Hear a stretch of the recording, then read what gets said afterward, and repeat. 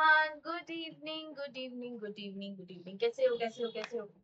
How are you all doing? Yes.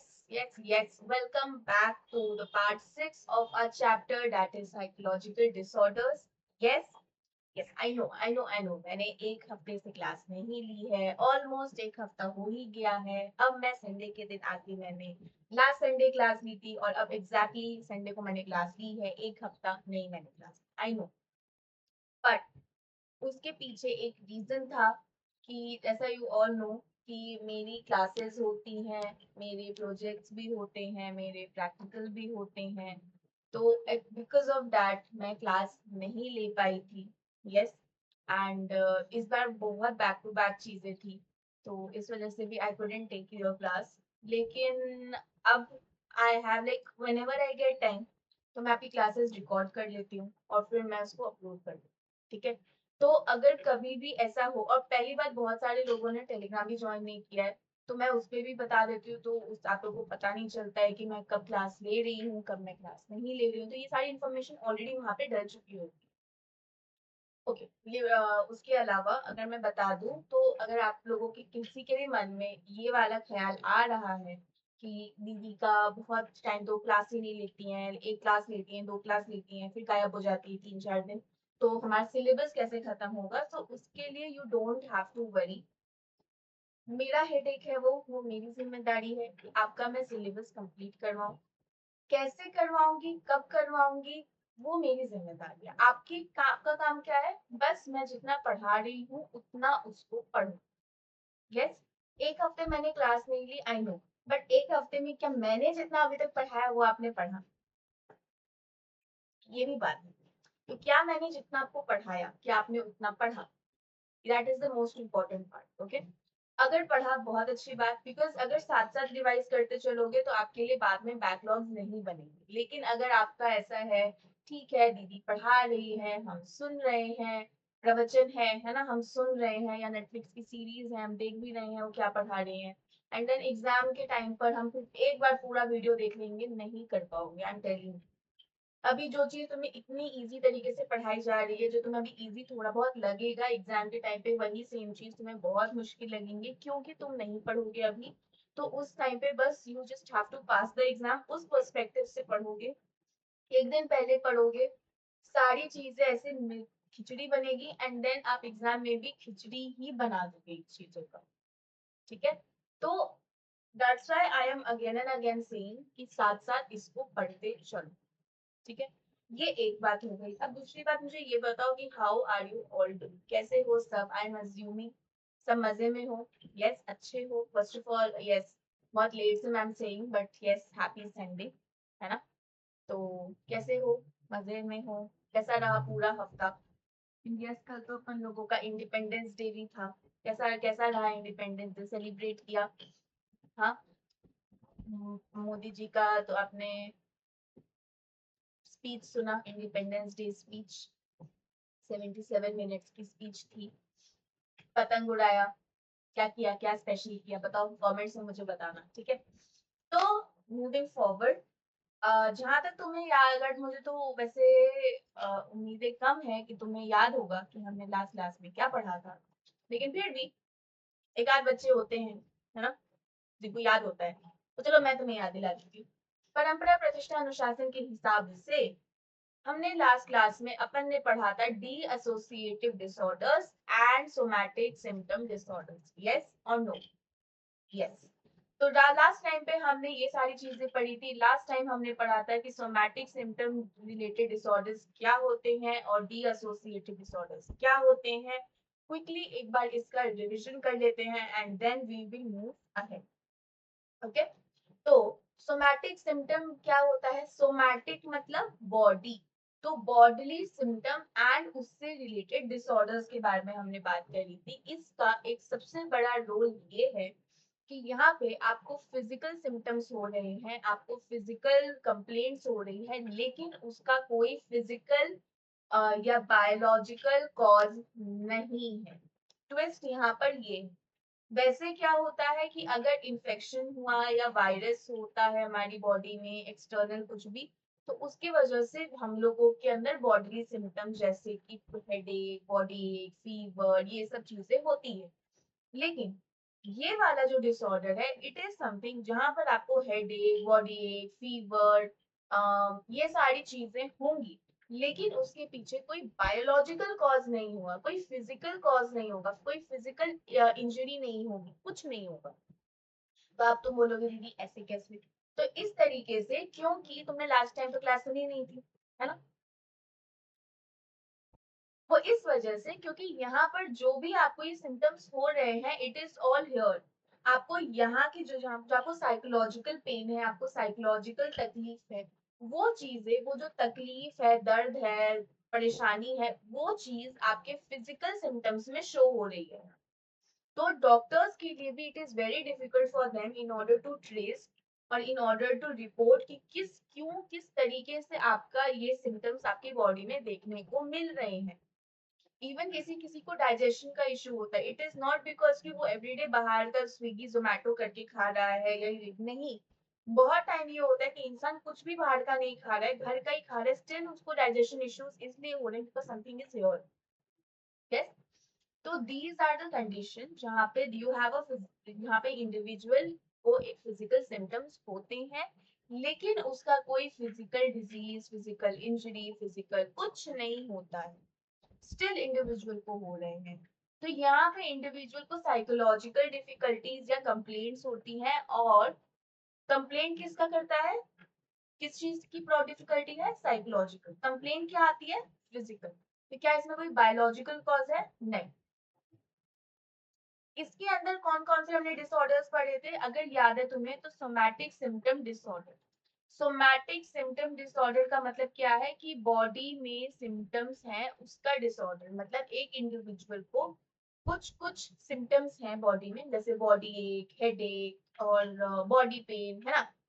ये सारी चीजें उसको है, लेकिन वो उससे प्री ऑक्यूपाइड है कि उसको वो हो ही रही है, एवरी डे हो रही है। मतलब अगर कभी कभार ऐसे कम वगैरह भी हो जाए, वो उसको कभी फील नहीं होता। ही और शी इज ऑलवेज लाइक कि मुझे बस हो रहा है, हो रहा है। वो चीज को प्री ऑक्यूपाइड लेके चलते हैं, तो वो एक्चुअली, और अगर वो नहीं भी अगर है ना, तो भी उसको वो एक्सपीरियंस करेगा। तो person having a persistent body related symptom, जिसका कोई सीरियस मेडिकल कंडीशन हो भी सकता है, नहीं भी हो सकता है, जनरली हम मान के चलते हैं नहीं है। इस डिसऑर्डर में इंडिविजुअल का क्या है, वो ओवरली प्री ऑक्यूपाइड है अपने सिम्टम से, एंड अपने हेल्थ के बारे में, अपने स्वास्थ्य के बारे में कंटिन्यूअसली चिंता में ही रहता है, और उसी चिंता की वजह से बहुत डॉक्टर के पास जाता है। अब देखो, ज्यादा डॉक्टर के पास जाएगा उससे क्या होगा? अगर स्कूल स्टूडेंट में हो रहा है तो उसका स्कूल मिस होगा, हाँ कि ना? अगर ऑफिस का है कोई इंसान, तो उसका फिर ऑफिस में बहुत छुट्टियां लेनी पड़ेंगी। तो कहने का मतलब ये है कि इतने फ्रीक्वेंट डॉक्टर विजिट की वजह से, इतनी ज्यादा अपने हेल्थ कंसर्न्स की वजह से, उसके बारे में चिंता करने की वजह से इंडिविजुअल को अपनी जिंदगी में काफी डिस्ट्रेस और काफी डिस्टरबेंसेस होती है। याद है मैंने बताया था, फर्स्ट 4D मैंने बताया था, डिस्ट्रेस एंड डिसफंक्शन, वो यहाँ पे बहुत ज्यादा देखने को मिलेगा। Okay. Then second is the illness anxiety disorder. नाम ही सजेस्ट कर रहा है, इलनेस एंजाइटी। आपको कोई भी एक कुछ भी सिम्टम होता है, फॉर एग्जाम्पल हेडेक है, हेडेक को आप क्या बना लोगे? बढ़ा बोलते ना, डाई का पहाड़ बनाना। तो you have a normal headache, but तुम्हें क्या लगेगा? अगर a individual is suffering from, like एक नॉर्मल इंडिविजुअल है, उसको हेडेक हो रहा है, तो वो क्या करेगा? वो बोले अच्छा ठीक है यार, हेडेक हो रहा है, चाय पी लेता हूँ, या मैं सो जाता हूँ, या मैं क्रोसिन या पैरासीटामोल, पीसीएम खाते हो, कुछ भी। लेकिन अगर कोई और इंडिविजुअल है जिसको ये वाला डिसऑर्डर है, और उसको उसमें हेडेक हो जाए, तो वो क्या बोलेगा? मुझे ना ब्रेन ट्यूमर हो गया है, मुझे ना ये हो गया है कि इस वजह से मुझे हेडेक हो रहा है, अब तो मेरे पास कोई समय ही नहीं बचा है। अपने बीमारी, अपने जो सिम्टम है उसको बढ़ा चढ़ा के उसके बारे में सोचना, उसकी वजह से हमेशा परेशान रहना। अगर घर में किसी का वो इलनेस सुन ले कि उसको इलनेस है या इसको इलनेस है, उसके लिए काफी ज्यादा परेशान हो जाना, these are illness anxiety disorder. इसका मतलब आप कॉन्स्टेंटली या परसिस्टेंटली प्री ऑक्यूपाइड हो about developing a serious illness and constantly worry करते रहते हो कि वो हो सकता है, वो हो सकता है, वो हो सकता है, तो इसके बारे में आपको एक एंजाइटी होती है। इलनेस एंजाइटी में इंडिविजुअल बार बार डॉक्टर्स विजिट करता है, डॉक्टर्स अलग अलग बदलता है। क्यों? क्योंकि अगर वो एक डॉक्टर के पास जाता है और उसको डॉक्टर बोल देता है कि नहीं आपको कुछ नहीं है, वो बोलता है डॉक्टर पागल है। वो इंडिविजुअल बोलता है डॉक्टर पागल है, इसको कुछ नहीं पता। तो क्या करता है वो अपने उसको क्लेम करने के लिए, हाँ मुझे कोई प्रॉब्लम है, वो अलग अलग डॉक्टर्स के पास जाता है, वो सारे टेस्ट करवा लेता है, लेकिन उसे कुछ किसी में नहीं मिलता। स्टिल ही और she is not satisfied because उसको लग रहा है कि उसको कोई इलनेस है। अपने ओवर अपने undiagnosed disease, negative diagnostic result, इन सब चीजों से काफी प्री ऑक्यूपाइड है। डॉक्टर ने अगर कुछ बोला तो उसको कोई रिस्पॉन्स नहीं देता है। किसी के बारे में अगर सुन ले कि किसी कोई बीमार है या कुछ है तो उसमें इजीली ट्रिगर हो जाता है। तो this is called illness anxiety disorder. Yes. अब अगर तुम दोनों के बीच का डिफरेंस देख लो, अगर जल्दी से एक डिफरेंस देख लो, तो यही है कि दोनों वैसे है कि मेडिकल इलनेस के बारे में है, सिमिलैरिटी ये है कि मेडिकल इलनेस रिलेटेड है, लेकिन डिफरेंस क्या है? सोमैटिक सिम्टम में जो भी आपका एक्सप्रेशन है, जो भी आप एक्सप्रेस कर रहे हो, it is in the form of physical complaints. लेकिन इलनेस एंजाइटी डिसऑर्डर में एक्सप्रेशन किस फॉर्म में हो रहा है? एंजाइटी की फॉर्म में as a main concern. Yes. Then we have last sub disorder under somatic symptom is conversion disorder. Conversion क्या होता है? यहाँ की प्रॉब्लम आपके फिजिकल कंप्लेंट में कन्वर्ट हो जाती है, जहाँ पे आपका कोई एक पर्टिकुलर पार्ट ऑफ ऑर्गन या पूरा ऑर्गन का आपका लॉस होता है। लॉस होता है मतलब आप खो देते। ऐसा होता है कि reported loss of a part of all part of the basic function, body function, paralysis, deafness, बहरापन, अंधापन, है ना, ब्लाइंडनेस या डिफिकल्टी इन वॉकिंग, ये सब कुछ ऐसे सिम्टम्स हैं जो यहाँ पर कन्वर्जन डिसऑर्डर में मोस्ट कॉमन कंप्लेंट्स होती है। ये तभी होता है जब आप एक स्ट्रेसफुल सिचुएशन से एक्सपीरियंस करते हो। तो ये हमने पढ़ा था सोमैटिक सिम्टम। फिर हमने डीएसोसिएटिव के बारे में पढ़ा था, जहाँ पे आपके आइडियाज और इमोशंस के बीच में कोई मेल नहीं है। तो जब कोई मेल उनके बीच में नहीं होता है, देन ड्यू टू दैट आपका डीएसोसिएशन होता है। आप थोड़ा अलग फील करते हो, आपको ऐसा लगता है कि आप अपने सपने में हो, आप रियलिटी में नहीं हो, आपकी आइडेंटिटी में शिफ्ट हो गया है। So all of this is all about dissociative disorder. यहाँ पे आपको ये भी लगता है कि आपकी अवेयरनेस, आपकी कॉन्शियसनेस में थोड़ी बहुत टेम्परेरी ऑल्टरेशन हो रही है, कभी आप यहाँ हो कभी कहीं और हो, ऐसा there is a shift in the consciousness. तो due to a painful experience, तो this is the defining characteristic of dissociative disorder. इसके अंदर हमारे पास काफी डीएसोसिएटिव डिसऑर्डर्स के अंदर हमारा एक आता है dissociative amnesia. Amnesia is memory loss. तो कोई भी ऐसा एक इवेंट आया जो बहुत ज्यादा स्ट्रेसफुल था, तो इसका क्या हुआ, आपकी मेमोरी में से वो एक पर्टिकुलर पोर्शन जिसका आपको बहुत, जैसे फॉर एग्जांपल क्या होता है, एडिटिंग देखा है? एडिटिंग हम जब करते हैं तो एक बहुत बड़ा सेगमेंट होता है, उसमें से जो चीज हमें बेकार लगती है या जो चीज हमें काम की नहीं होती है, उसमें को हम काटते हैं और उसको हम डिलीट कर देते हैं, बाकी सारी वैसी इंटैक्ट रहती है।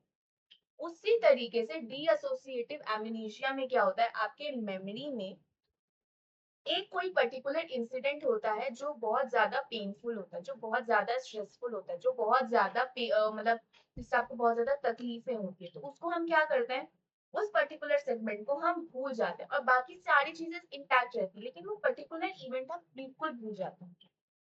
That is called dissociative amnesia. It is a very selective memory loss. Yes. It is an extensive but a selective memory loss, जिसका कोई ऑर्गेनिक कॉज नहीं है, कोई इंजरी नहीं हुई है, कुछ नहीं हुआ है, बस क्या है, एक स्ट्रेसफुल इवेंट है जिसकी वजह से आप बहुत ज्यादा परेशान हो रहे हो, तो वो पर्टिकुलर इवेंट आप भूल जाते हो, कंप्लीटली भूल जाते हो, सब कोई आपको अब अवेयरनेस नहीं होता है। ठीक है। कुछ कुछ अपने पास भूल जाते हैं, कोई कोई स्पेसिफिक इवेंट, पीपल, प्लेस कुछ नहीं याद कर पाते हैं, वाइल बाकी की मेमोरी उनकी इंटैक्ट रहती है। इसी के अंदर एक छोटा पार्ट आता है, दैट इज कॉल्ड डीएसोसिएटिव फ्यू।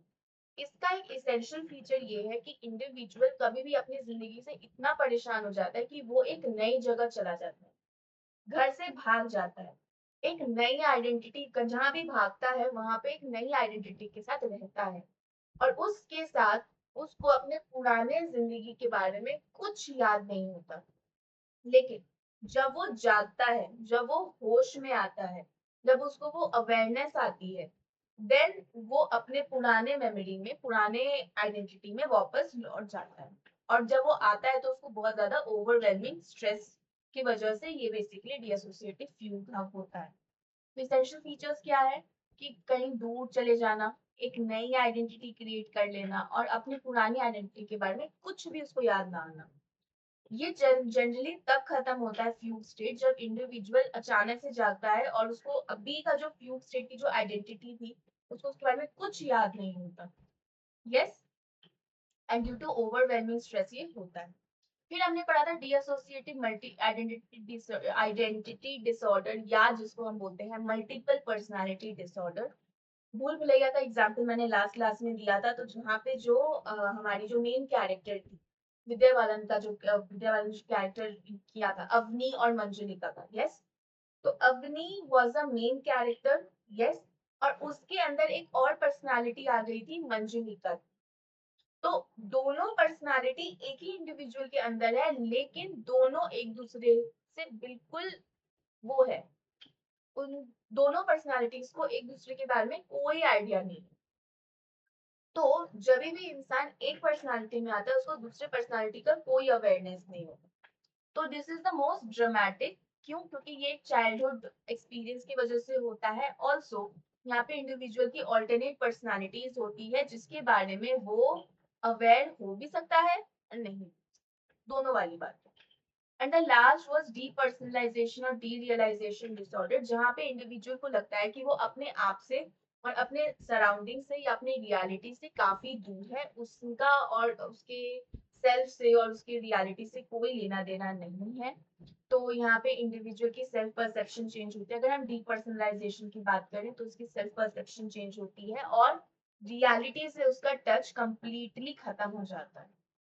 उसको लगता ही नहीं है कि वो कहीं पर, मतलब वो अभी रियलिटी में है, वो अभी प्रेजेंट में है, उसको हमेशा लगता है कि वो कहीं और है, कहीं दूर।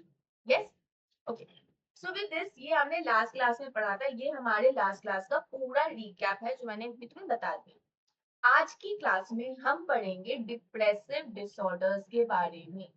यस, इसको हम मूड डिसऑर्डर्स भी बोलते हैं, क्योंकि इसके अंदर, मूड डिसऑर्डर के अंदर दो डिसऑर्डर्स आते हैं, एक होता है डिप्रेशन, एक होता है बाइपोलर। लेकिन DSM-5 के हिसाब से डिप्रेसिव पूरा अलग हो गया है एंड बाइपोलर कंप्लीटली अलग हो गया। तो आज हम डिप्रेशन और बाइपोलर के बारे में पढ़ेंगे, बस इतना ही पढ़ेंगे, बाकी का जो स्किज़ोफ्रेनिया है वो हम कल पढ़ेंगे। यस, तो क्योंकि डिप्रेशन इज काफी थोड़ा बड़ा टॉपिक, तो उसको आज हम कवर करेंगे। ओके, चलो। अब जो तुम लोग दिन भर डिप्रेशन डिप्रेशन करते रहते हो ना, कि ये काम नहीं हुआ तो मैं वो डिप्रेस हो गया, वो दुखी को तुम जो डिप्रेस जो तुमने वो कर दिया, sad is equal to depression. आज मैं तुम्हें एक्चुअल डिप्रेशन बताती हूँ कि वो होता क्या है। आज समझो, सबसे ज्यादा प्रेवलेंट, सबसे ज्यादा देखा जाने वाला मेंटल डिसऑर्डर इज डिप्रेशन। सबसे ज्यादा, चाहे बच्चों में देखो, चाहे बुजुर्गों में देखो, कहीं भी देखो, सबसे ज्यादा रिकॉग्नाइज्ड डिसऑर्डर जो होता है दैट इज डिप्रेशन। डिप्रेशन मतलब क्या? जो भी इंडिविजुअल डिप्रेस्ड है, जो भी इंडिविजुअल डिप्रेशन से सफर कर रहा है, दोनों में देखो, दोनों में फर्क हुआ। एक इंडिविजुअल जो डिप्रेस्ड है और एक इंडिविजुअल जो डिप्रेशन से सफर कर रहा है। तो जब भी हम किसी इंसान का बताते हैं कि उसको ये डिसऑर्डर है, तो हम कभी भी जब फिजिकल कंप्लेंट बोलते हैं तो हम उसको क्या बोलते हैं? उस इंसान को बुखार है, वो इंसान बुखार है ये तो नहीं बोलते ना, वो इंसान बुखार से परेशान है या उससे सफर कर रहा है।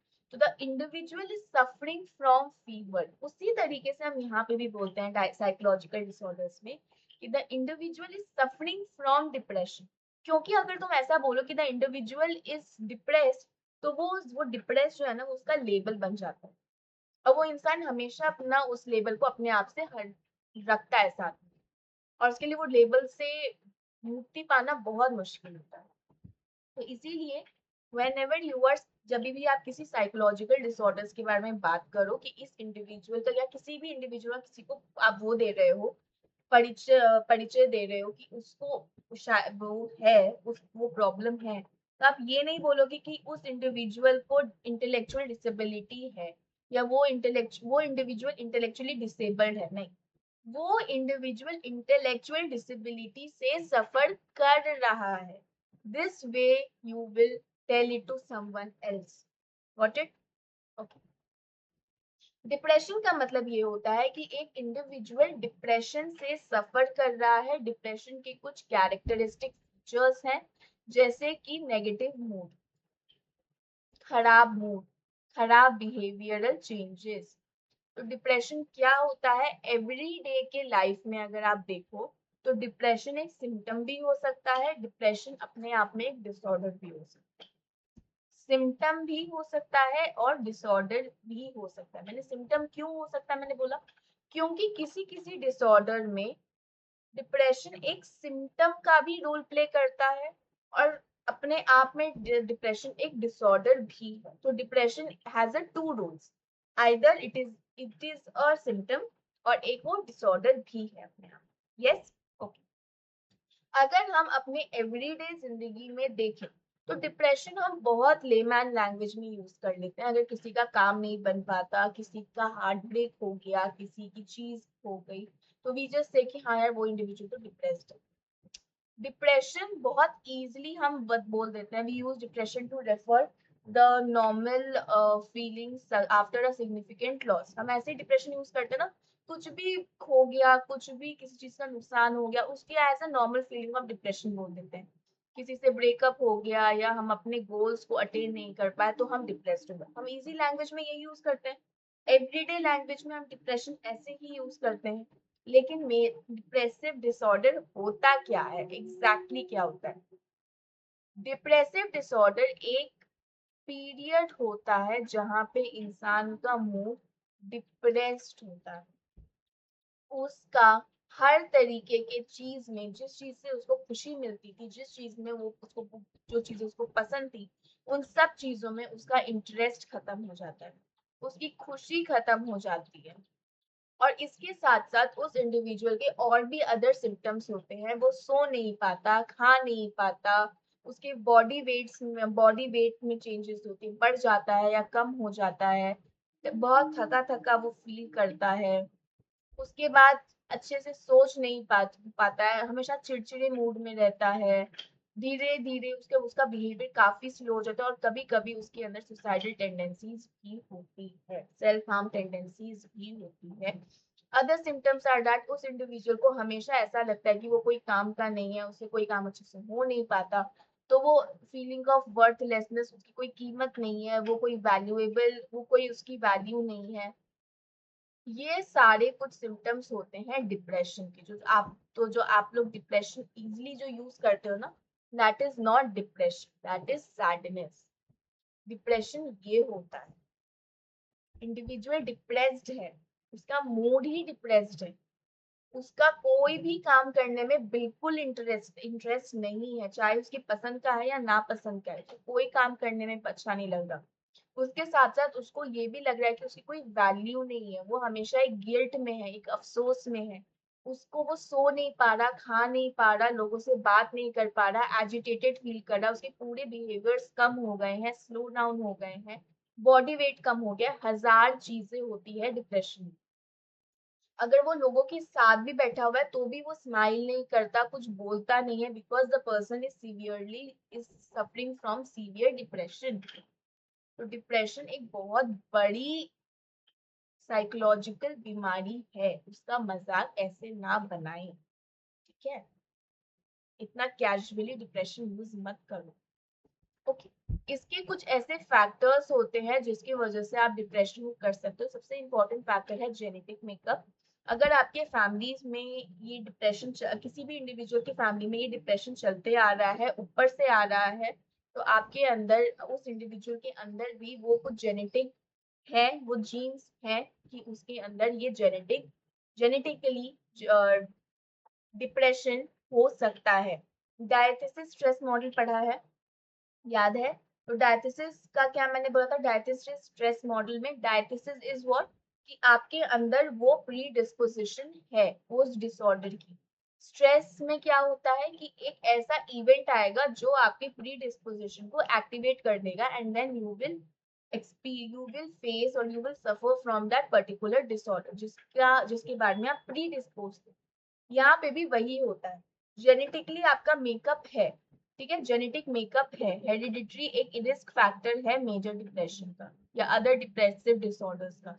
लेकिन उसके साथ साथ अगर आपको एक ऐसा माहौल मिल जाए जहाँ पे आपका डिप्रेशन एक्टिवेट हो जाएगा, then you will actually then an individual will actually experience depression। तो पहला फैक्टर तो ये हो गया जेनेटिक मेकअप। दूसरा फैक्टर हो गया आपकी एक इंडिविजुअल की एज। बोला जाता है औरतों में मर्दों से ज्यादा डिप्रेशन मिलता है। women are particularly at risk during young adulthood। young adulthood मतलब ये वाला फेज, 25 to 40 वाला फेज में women are at higher risk, while men जो होते हैं वो मिडल एडल्टहुड में ज्यादा उनका रिस्क होता है to get a depression, to suffer from depression। they are at the risk कि वो वहां पे डेवलप करें। Got it?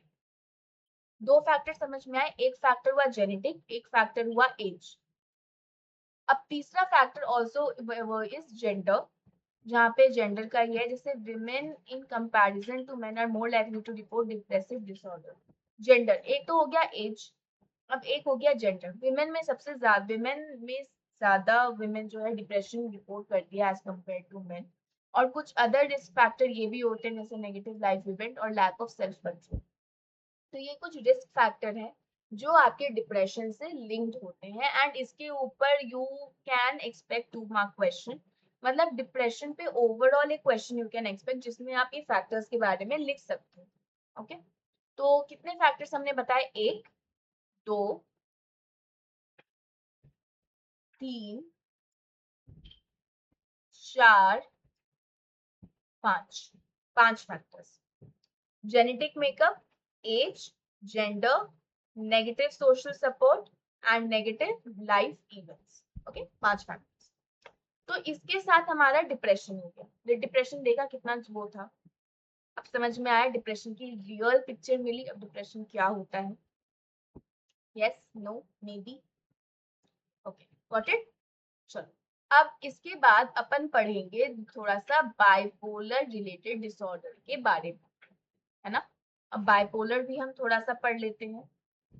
तो डिप्रेशन आए हो तो मैं समझ में, अब देखो क्या होता है, हमारा मूड जो होता है ना वो एक कॉन्टिनम पे होता है। कॉन्टिनम मतलब एक लाइन, इसके दो एक्सट्रीम पॉइंट्स होते हैं। किसी भी बिहेवियर का अगर देखो तो एक कॉन्टिनम होता है और वो एक, दोनों की कुछ एंड पॉइंट्स होते हैं। एक एंड पॉइंट होता है सबसे लो और एक एक्सट्रीम होता है सबसे हाई, एक्सट्रीम हाई। ये हुआ एक्सट्रीम लो, ये हुआ एक्सट्रीम हाई। अब जो एक्सट्रीम लो है वहां पे क्या है हमारा? डिप्रेशन। और जो सबसे एक्सट्रीम हाई है वहां पे क्या है? बाइपोलर।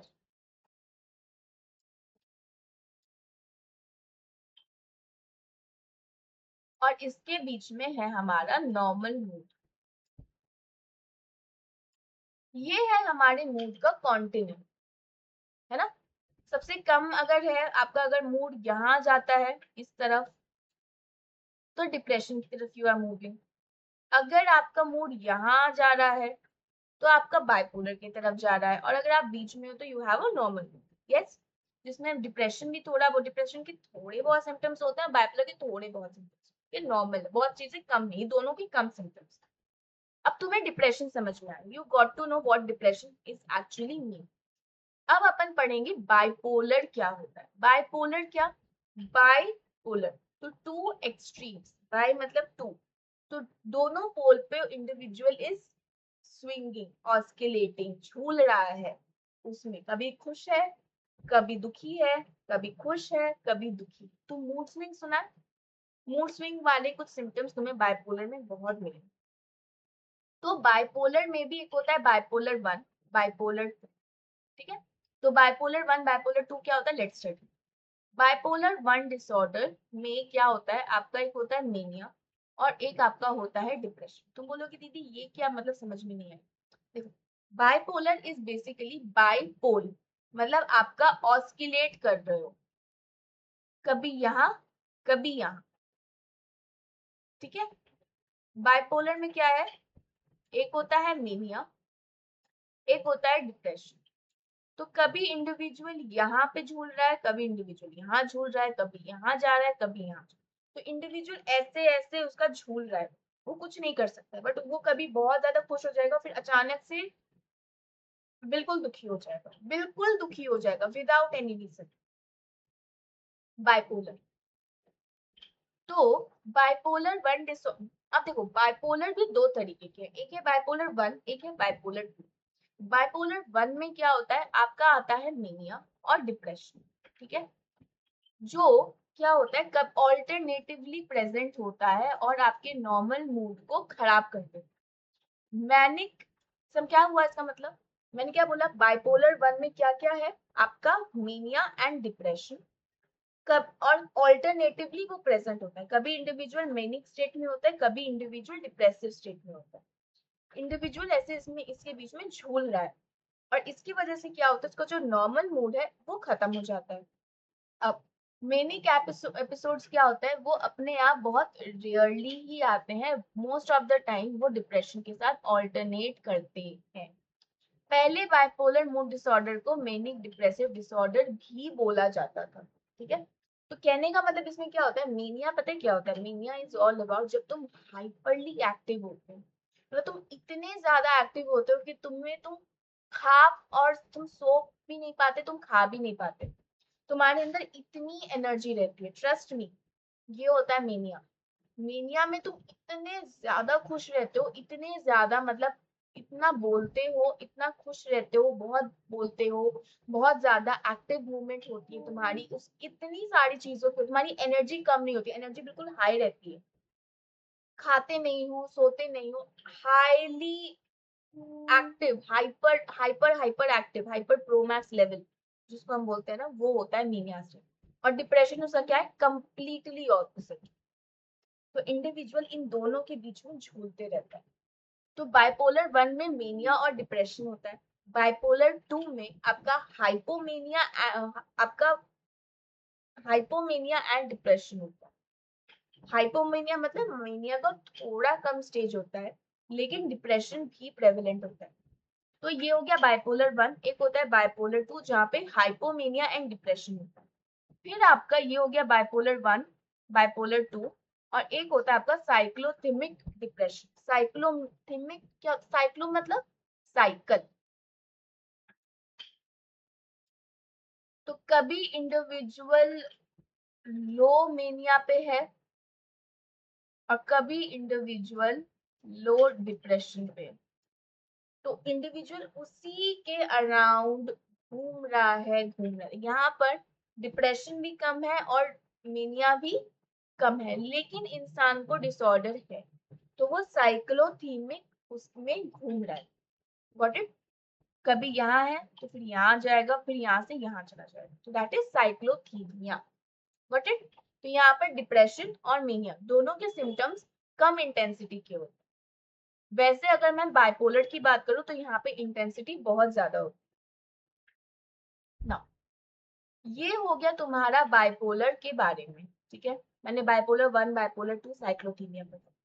उसी तरीके से जैसे बाइपोलर 1 और 2 का एक लो कैटेगरी, लो इंटेंसिटी वाला डिसऑर्डर है जिसको हम साइक्लोथीमिक बोलते हैं, उसी तरीके से डिप्रेशन, डिप्रेसिव डिसऑर्डर जो है उसका भी एक लो इंटेंसिटी का डिसऑर्डर है जिसको हम डिस्थाइमिया कहते हैं।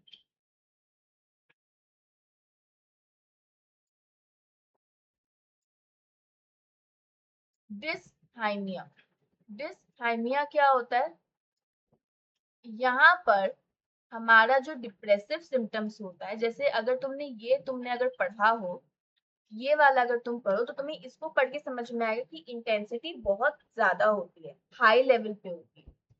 इसमें क्या होता है, इसमें जो आपका सिम्टम होता है वो बहुत कम होता है, कम होता है मतलब इंटेंसिटी कम होती है, सिम्टम वही रहते हैं लेकिन इंटेंसिटी कम होती है, तो इसको हम लो लेवल ऑफ डिप्रेशन बोलते हैं।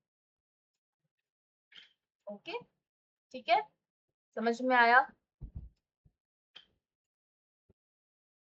अगर अच्छे से मैं लिख नहीं पा रही हूँ, लो डिप्रेशन में लिख देती हूँ, ठीक है,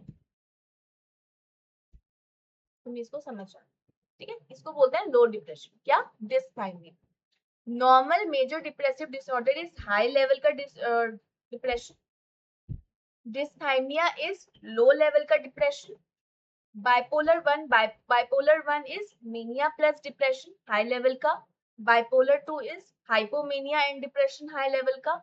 and cyclothymia is mania and depression, low level का। तो साइक्लोथीमिया को आप बोल सकते हो बाइपोलर वन का छोटा वर्ष, कम वर्ष। ठीक है, अब सबसे इम्पोर्टेंट बात आज के क्लास में हम कर लेंगे थोड़ा सा, इज ऑल अबाउट सुसाइड। ठीक है, सेल्फ हार्म है, इसको हम सुसाइड ऐसे नहीं कहते हैं, हम इसको अब बोलते हैं सेल्फ हार्म टेंडेंसी। ये सेल्फ हार्म होता है, यस, अपने आप को नुकसान पहुंचाना, दैट इज सुसाइड। नाउ अब सुसाइड इज समथिंग जो बहुत ज्यादा अनफॉर्चुनेट होता है, मिसफॉर्चून होता है, यस।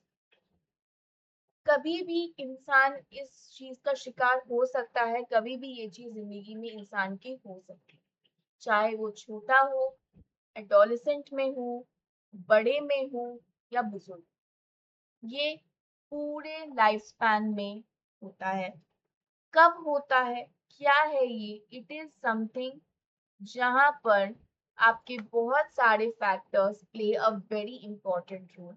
ऐसा नहीं होता एक चीज के इन्फ्लुएंस में आप आके एक इन्फ्लुएंस में आके एक इंडिविजुअल ये बड़ा कदम उठा लेता है अपनी जिंदगी में, लेकिन ऐसी बहुत सारी चीजें आती हैं जिसकी वजह से इंडिविजुअल ये कदम उठाता है।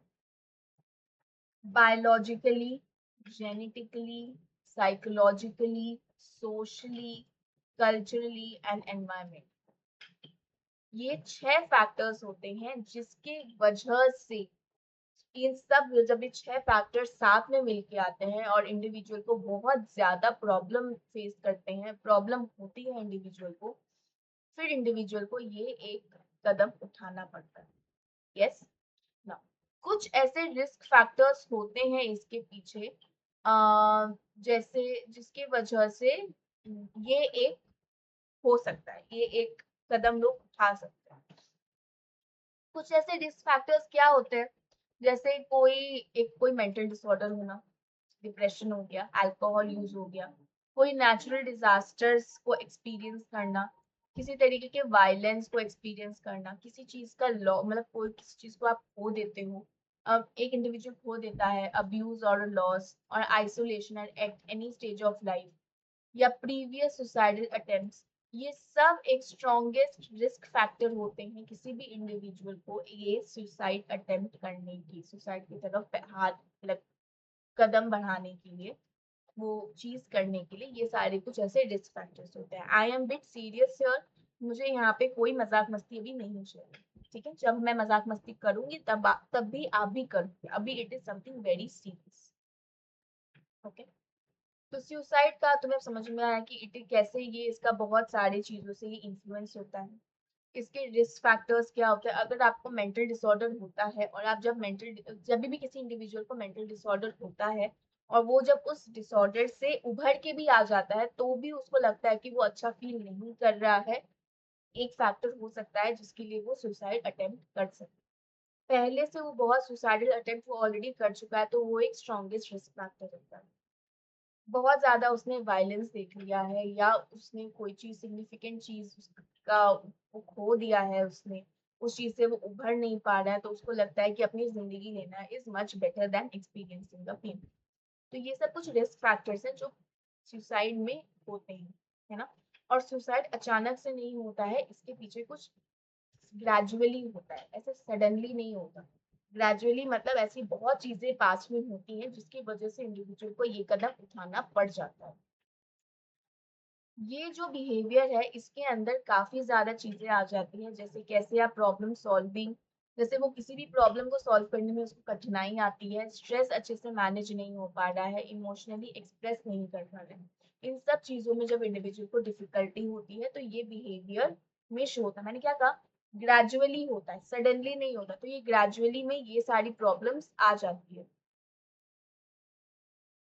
ये जब इसके ख्याल हमें आते हैं तो ये ख्याल हमारे जो किसी भी इंडिविजुअल को अगर इसका ख्याल आएगा तो वो ख्याल एक्शन में जब कन्वर्ट होता है, तब्दील होता है, वो तभी होता है जब ये थॉट पे जब हम काम करते हैं, जब इंडिविजुअल को लगता है कि इन्हीं इसी थॉट से मैं अपनी जिंदगी की जितनी भी परेशानियां हैं उनसे मैं छुटकारा पा सकता। तभी इंडिविजुअल जब उसके अंदर ये ख्याल है कि जितनी भी मेरी जिंदगी में चीजें चल रही है उससे बचने का एकमात्र उपाय है कि मैं ये बिहेवियर करूं, मैं ये एक्शन लूं अपने ऊपर, तो उस एक्शन के लिए इंडिविजुअल के ये थॉट्स होते हैं और ये थॉट उसको उस बिहेवियर में, उस एक्शन में जाने के लिए पूरा सपोर्ट देता है। ये थॉट, एक थॉट, बस ये थॉट क्या है कि अगर मैंने ये कर लिया, मैंने अगर सुसाइड कर लिया, इससे मेरी जिंदगी की जितनी तकलीफें हैं, जितनी परेशानियां हैं, सब खत्म हो जाए, मुझे कुछ एक्सपीरियंस नहीं करना पड़ेगा। This is the behind the thought pattern of an individual action.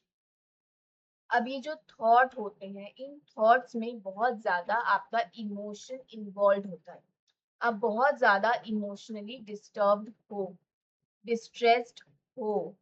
इन्हीं सब चीजों के वजह से आपका सोशल सर्कल अच्छा नहीं है, आपकी कम्युनिटीज अच्छी नहीं है, तो इस वजह से भी ये सारी चीजें काफी लॉन्ग लास्टिंग होती है। तो तुम्हें सुसाइड का सी समझ में आया कि उसका बिहाइंड द सीन्स क्या होता है, रिस्क फैक्टर समझ गए। इसके बाद तुम्हें ये समझ में आया कि क्या थॉट होता है, क्या इंडिविजुअल की थिंकिंग है। यस।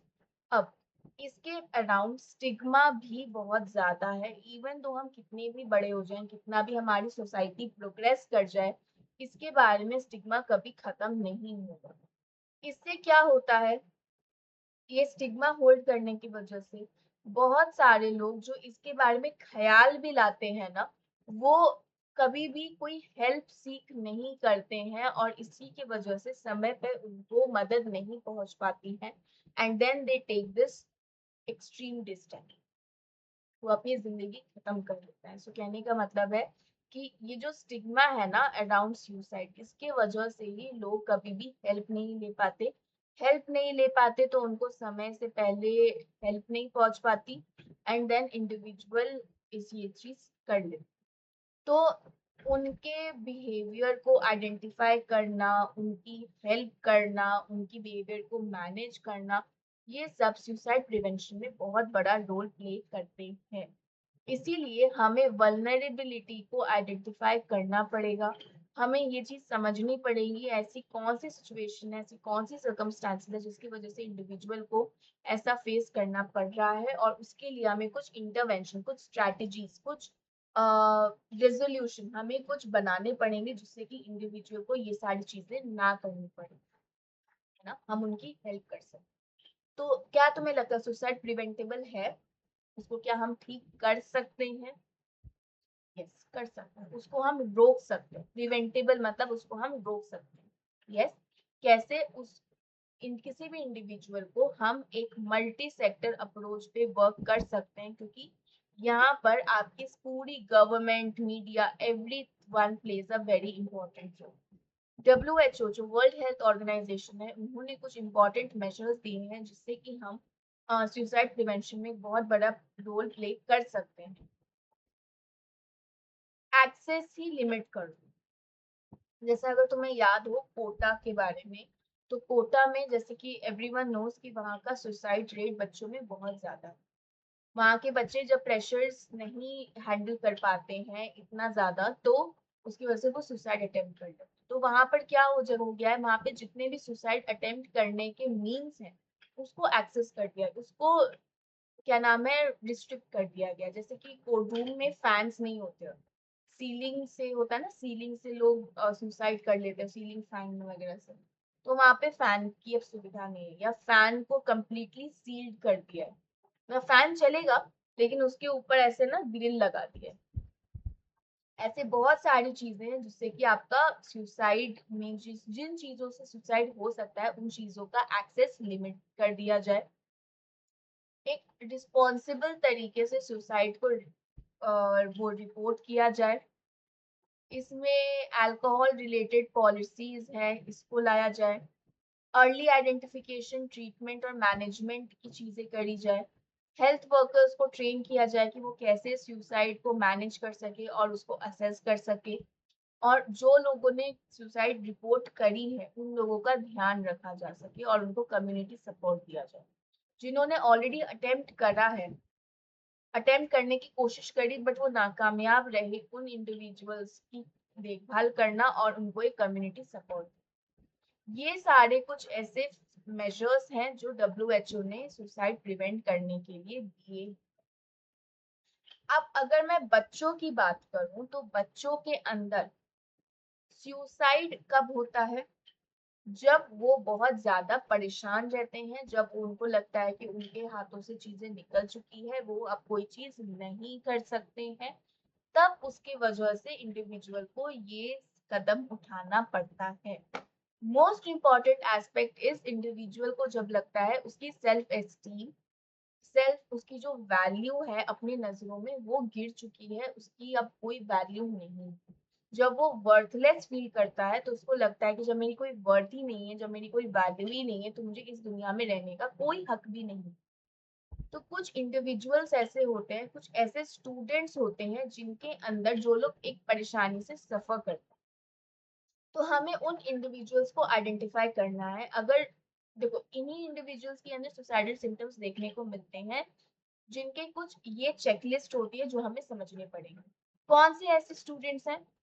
तो कभी भी ऐसा कुछ स्ट्राइकिंग चेंज अगर तुमने एक्सपीरियंस तुम करो जिसकी वजह से एडोलसेंट की परफॉर्मेंस, उसकी अटेंडेंस या उसकी बिहेवियर में कुछ भी ऑल्टरेशन तुम्हें लगे।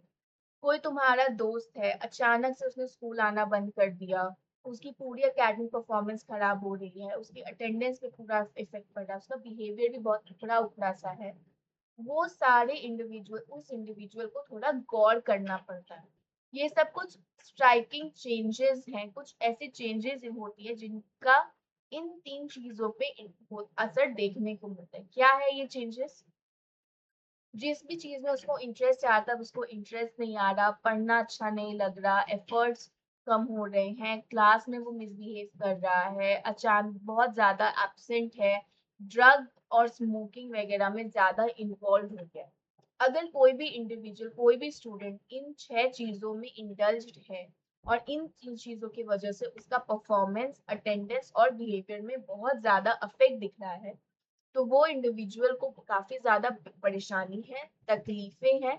और अगर उसकी तकलीफें बहुत ज्यादा बढ़ गई, उसको अगर ऐसा लगा कि वो मेरे बस के बाहर है, मैं इसमें कुछ नहीं कर सकता, वो इंडिविजुअल सुसाइड अटेम्प्ट कर सकता है। ऐसी कौन सी चीजें हैं जिससे कि हम इंडिविजुअल का सेल्फ एस्टीम इंक्रीज कर, क्योंकि इनका सेल्फ एस्टीम अभी बिल्कुल ग्राउंड लेवल पे धरातल में चला गया है, बहुत कम हो गया। अगर हम इनकी सेल्फ एस्टीम को इंक्रीज करें, इससे इनका जो ये जो सुसाइडल अटेम्प्ट्स हैं उसकी जो टेंडेंसी है, ये सारी चीजें कम हो जाएंगी। तो क्या ऐसी चीजें हैं जिससे कि इंडिविजुअल का हम सेल्फ एस्टीम स्ट्रेंथ कर सकते हैं, वो कर सकते, इंक्रीज कर सकते हैं? सबसे पहला, इंडिविजुअल को एक पॉजिटिव सेल्फ एस्टीम उसके अंदर बिल्ड करना जरूरी है in the face of distress and helps in coping adequately. कभी भी इंडिविजुअल को जब भी कोई प्रॉब्लम फेस कर रहा है, जब भी कोई डिफिकल्टी फेस कर रहा है, उस सिचुएशन में इंडिविजुअल अगर एक self esteem, positive self esteem buildup कर ले, तो उनसे ये सारी चीजें उसको कम लगेंगी, प्लस वो अच्छे से उस सिचुएशन से को उभर के भी आ पाएगा। एक इंडिविजुअल में, एक स्टूडेंट में positive self esteem in build करने के लिए कुछ फॉलोइंग अप्रोचेस हमें करने पड़ेंगे। किसी भी बिहेवियर को हमें पॉजिटिव लाइफ एक्सपीरियंस से देखना पड़ेगा, जिससे आपकी पॉजिटिव आइडेंटिटी डेवलप होगी और आपका सेंस ऑफ सेल्फ में कॉन्फिडेंस भी आएगा। आपको बहुत एज अ इंडिविजुअल उसको बहुत सारी अपॉर्चुनिटीज हमें देनी पड़ेंगी जिससे कि उसका physical, social and vocational skill develop हो सके, उसके अंदर एक कॉन्फिडेंस आ सके, उसके अंदर एक ट्रस्टफुल कम्युनिकेशन इस्टेब्लिश कर सके, उसका एक अच्छा सोशल सर्कल हो, वो इंडिविजुअल कुछ ऐसे गोल्स बनाए जो वो अचीव कर पाए। क्या होता है जब इंडिविजुअल कुछ ऐसे गोल्स बना लेता है जो वो अचीव नहीं कर पाता, उसकी वजह से उसको काफी ज्यादा परेशानी होती है, and then because of that वो इंडिविजुअल बहुत ज्यादा डिप्रेस्ड फील करता है, बहुत ज्यादा सैड फील करता है, बहुत ज्यादा एक्चुअली डिप्रेशन में भी जा सकता है, क्योंकि उसको लगेगा कि वो कोई काम का नहीं है, वो उसका जो भी वो एक्सपेक्टेशंस करता है उसका कोई रोल नहीं है, फलाना ढिमकाना। ये बहुत सारी चीजें होती है जिससे कि इंडिविजुअल बहुत ज्यादा फेस करता है सिचुएशंस को, नेगेटिव सिचुएशंस को। तो उसी के लिए इंडिविजुअल को कुछ ऐसे गोल्स बनाने पड़ते हैं जो स्पेसिफिक हो, बस इतना ही करना है, उसको वो मेजर कर पाए कि उसने कितना किया, वो अचीवेबल हो, वो रेलेवेंट हो, और वो एक पर्टिकुलर टाइम फ्रेम में पूरा हो सके। तो गोल क्या होना चाहिए? स्मार्ट।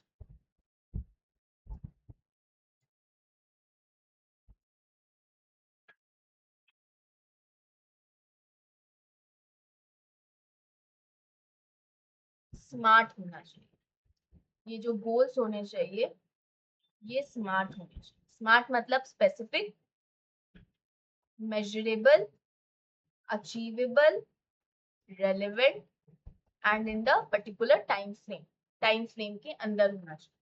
अगर तुम्हारा एग्जाम है तो तुम्हारा गोल स्पेसिफिक कि मुझे इतना पढ़ना है, मेजरेबल कि मैंने ये जो चैप्टर है, ये जो सिलेबस है, इसमें से मैंने पढ़ पाया, मेजरेबल। अचीवेबल, ऐसा नहीं कि मैं एक ही दिन में सारा पढ़ लूंगा, उतना ही रखो जितना तुम पढ़ सकते हो, वो रेलिवेंट भी है तुम्हारे एग्जाम से और तुम इसको इतने टाइम में खत्म कर सकते हो। तो goal specific, measurable, achievable, relevant and time bound होना चाहिए। और अगर इंडिविजुअल इस स्मार्ट गोल के ऊपर काम करेगा तो उसका सेल्फ एस्टीम हाई होगा। क्यों? क्योंकि अगर वो इस स्मार्ट गोल को अचीव कर लेगा तो उसका कॉन्फिडेंस बिल्डअप होगा, अकॉर्डिंगली उसका सेल्फ एस्टीम बिल्डअप। तो ये कुछ थी चीजें जो हमने सुसाइड के बारे में पढ़ी, और सुसाइड को इन लोगों ने मूड में क्यों डाला है वो इस वजह से, अगर किसी के मन में सवाल आए, क्योंकि सुसाइड अगर तुम देखो जब भी आपका मूड बहुत खराब होता है ना, जब आपका नेगेटिव मूड आप एक्सपीरियंस करते हो ना, तो आपके अंदर ये सुसाइडल थॉट्स भी बहुत ज्यादा एक्टिवेट होते हैं। तभी आपके मन में ये सारे ख्याल आते हैं जब भी आप कोई बुरे मूड में होते हैं, हाँ कि ना। इसीलिए सुसाइड को जो है इन लोगों ने नेगेटिव मूड में डाला।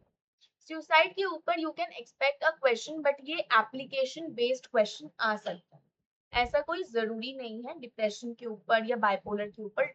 वैसे मूड डिसऑर्डर के ऊपर बहुत क्वेश्चंस नहीं आते, बट सुसाइड पे you can expect a question as a application based question आप एक्सपेक्ट कर सकते हो, ठीक है। तो suicide is important, but yes इसके ऊपर आपका एप्लीकेशन बेस्ड ही क्वेश्चन है। Yes, okay. नाउ इसी के साथ we have completed our today's class, जहाँ पे हमने डिप्रेशन और बाइपोलर एंड सुसाइड इन तीन चीजों को बेसिकली हमने मूड डिसऑर्डर को पूरा पढ़ लिया है ना। अब कल की क्लास में हम लोग स्किज़ोफ्रेनिया पूरा पढ़ेंगे। स्किज़ोफ्रेनिया इज पूरा यहाँ तक स्किज़ोफ्रेनिया ही हम पढ़ेंगे, और उसके बाद आई जस्ट फील कि हमें दो तीन क्लासेस और लगेंगी, उसके बाद we will be done with this chapter, ठीक है। So with this we have come to an end today. Yes, on a lighter note, I know थोड़ा सा heavy हो सकता है ये चैप्टर तुम्हारे लिए, ये पार्ट आज वाला। तो ऑन अ लाइटर नोट, ज्यादा परेशान मत हो, ठीक है। It's all about a chapter, it's all about your awareness. अपनी अवेयरनेस हम अपन की जनरेट करेंगे, है ना। ज्यादा इसके ऊपर दिमाग मत लगाओ और ज्यादा इससे अटैच भी मत हो जाना, ठीक है। अच्छा, एक चीज मैं तुम्हें बताऊं, किसी भी चीज से अटैच मत हो, ठीक है। चाहे वो कुछ इंसान हो, चाहे वो इंडिविजुअल हो, चाहे वो कुछ इवेंट हो, किसी भी चीज से अटैच मत। क्योंकि जब भी आप किसी चीज से अटैच हो जाते हो और वो चीज आपसे दूर चली जाती है, then it is very difficult आपके लिए जिससे कि आप उससे उभर पाओ। किसी चीज से इसलिए बोला जाता है अटैच मत हो। क्योंकि आपकी जिंदगी बहुत लंबी है। एक जाएगा दूसरा आ जाएगा, एक इंडिविजुअल जाएगा दूसरा इंडिविजुअल आ जाएगा, एक इवेंट गया तो दूसरा अच्छा इवेंट आएगा। तो अपनी जिंदगी को एंजॉय करो, किसी भी चीज से अटैच मत करो, और उसका जाने का दर्द और बोझ अपने कंधों पे मत उठाओ। ठीक है? Okay people, so with this we have completed our part 6। कल की क्लास में, दैट इज ऑन मंडे, कल मंडे बिल्कुल क्लास होगी। ठीक है? तो कल हम लोग बात करेंगे स्किज़ोफ्रेनिया के बारे में, दैट इज हम लोग कल पार्ट 7 करेंगे। Till then take care, lots of love, and कोई भी मसला हो, कोई भी परेशानी हो, कोई भी तकलीफ हो, जस्ट एक मुझे मेल ड्रॉप कर दो। मेल आईडी ऑलरेडी डिस्क्रिप्शन में दी हुई है, एंड अगर तुम्हारी श्रद्धा हो तो टेलीग्राम चैनल भी ज्वाइन कर सकते हो, जिससे कि तुम्हें टाइम टू टाइम अपडेट्स मिलते रहे, क्योंकि जैसे ही ये चैप्टर खत्म होगा, इस चैप्टर के सारे पीडीएफ नोट्स एवरीथिंग आपको वहां पे मिल जाए। Okay, so see you all tomorrow at the same time, 7 p.m. at the same platform. Till then, take care, lots of love, see you all tomorrow, bye bye.